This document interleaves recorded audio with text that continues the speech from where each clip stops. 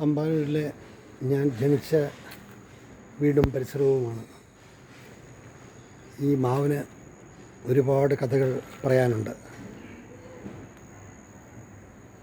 10-40 വർഷക്കാലം ജീവിച്ച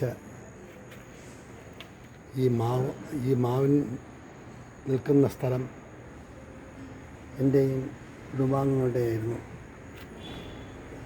ആഴം കുറവുള്ള ഈ കിണറിൻ്റെ ഇന്നത്തെ സാഹചര്യമാണ് ഈ കാണുന്നത്. വൃത്തിഹീനമായി എല്ലാം നശിച്ചു കിടക്കുന്നു.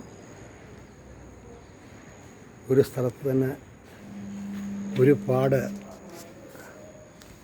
വീടുകൾ. ഈ മാവിനോടൊപ്പമുള്ള ഈ സ്ഥലവും എൻ്റെ ജീവിതത്തിൽ മറക്കാവുന്നില്ല. ഞാൻ ജനിച്ചു വളർന്ന ഭൂതലം തമ്പാനൂരിലെ ഈ സ്ഥലത്തുനിന്ന് 6-7 കെട്ടിടങ്ങൾ എല്ലാം സഹോദരിമാരുടെ വീടുകൾ കൊണ്ട് നിറഞ്ഞു. മോചനമില്ലാണ്ട് ഈ സ്ഥലം ഇങ്ങനെ കിടക്കുന്നു. ഈ മാവിൻ ചുട്ടിൽ എത്ര കലാകാരന്മാർ, എത്ര പേർ ഇവിടെ വന്നിരുന്നു. ഈ കിണർ ആഴം കുറഞ്ഞ ഈ കിണറിൻ്റെ മതിൽപ്പുറത്ത് എത്ര എഴുത്തുകാർ ഇരുന്ന് കഥകൾ പറഞ്ഞു. എത്ര സിനിമാ നിർമ്മാതാക്കളുടെ ചെറുപ്പകാലത്ത് ഈ കിണറും പരിസരവും വീടുമെല്ലാം ഓർമ്മയിൽ തെളിഞ്ഞു വന്നു. ഇന്ന് അമേരിക്കയിൽ കഴിയുന്ന ശീലാവതി എന്ന ചിത്രത്തിൻ്റെ നിർമ്മാതാവ് രാധാകൃഷ്ണക്കുറുപ്പ്, അദ്ദേഹം ഞാനുമായി എത്രയോ കഥകൾ പറഞ്ഞത് ഈ കിണറിൻ്റെ ചുറ്റുവട്ടത്തിരുന്നാണ്. ഒരുപാട് സാഹിത്യകാരന്മാർ, ദേശം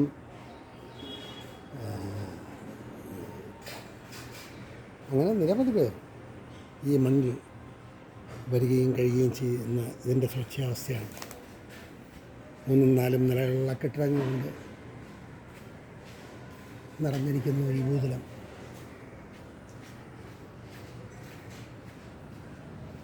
ഓർക്കുമ്പോഴും കാണുമ്പോഴും